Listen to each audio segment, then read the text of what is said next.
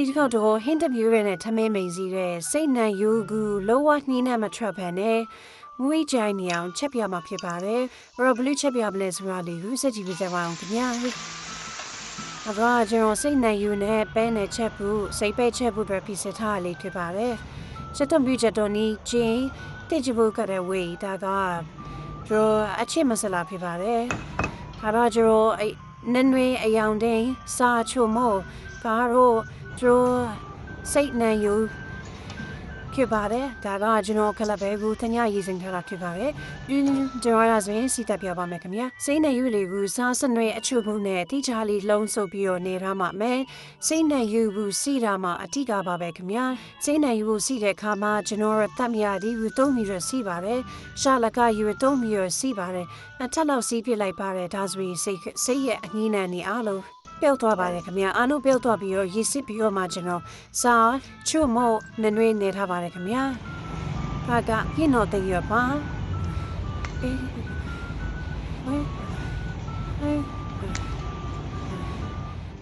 ဦးရေကိုစီထည့်ပြီးစီဆူလာတဲ့အခါဂျင်းကိုအရင်ဆုံးစီတတ်ပါတယ်ဂျင်းမွေလာပြီးဆိုတဲ့အခါချက်တော်ပြထည့်ပြီးတော့စီတတ်ပါတယ်နှစ်ခုလုံးမွေလာပြီးဆိုတဲ့အခါမှာ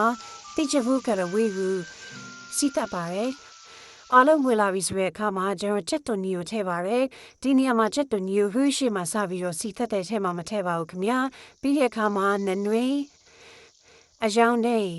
အယောင်နေရောပူထည့်ခဲ့ပါတယ်အချစ်မစလားအားလုံးစီသက်ပြီးတော့တဲ့အခါကင်းတော့တင်ရွက်ထည့်ပါမယ်ခင်ဗျာပြင်းတော့တဲ့ရွက်လဲစီတက်ပြီးတော့မှုသွားပြီဆိုတဲ့အခါမှာကျုပ်ရတာတွင်ထားတဲ့စိတ်နှံယူထည့်ပြီးတော့လုံးပါမယ်စီတက်တဲ့အချိန်မှာရေလုံးဝမထည့်သေးပဲနဲ့ကျုပ်စိတ်နှံယူကိုအထောက်အထိချသမားဝေပြီးတဲ့အခါမှာစိတ်နှံယူလုံးသွားပြီဆိုတဲ့အခြေအနေကြမှာကျွန်တော်တို့ပဲစားထည့်ပါမယ်ခင်ဗျာဒီနေရာလေးမှာလည်းတစ်ချက်ရေးကြည့်ပါရယ်ကျွန်တော်အမွေးနဲ့တာအားလုံးစီတက်ထားတဲ့အနေနဲ့ကျွန်တော်ဒီအသားအားလုံးကိုလုံးပြတ်တော့အောင်ထိဆက်တော့လို့တိကျသမားအောင်နေပါမယ်ခင်ဗျာရေလုံးဝမထည့်သေးရတော့မှာပဲအသားအရှိထွက်တာနဲ့အနှဲငယ်ရေလေးရှိနေပါတယ်အရိုဂျိုဒီချီနေမှာကလပ်ပဲထည့်ပါမယ်ခင်ဗျာကလပ်ပဲဦးတ냐ရေစိမ်ထားတဲ့ဟာလေးဖြစ်ပါတယ်ခုဆိုရင်တော့ကျွန်တော်အနက်အကြသားနဲ့ပြည့်စုံပြီးတော့လုံးဝဟင်းနဲ့မရှိပဲနဲ့အရန်ရတာရှိရဲ့စိတ်နှံယူပဲဟင်းလေးရပါပြီ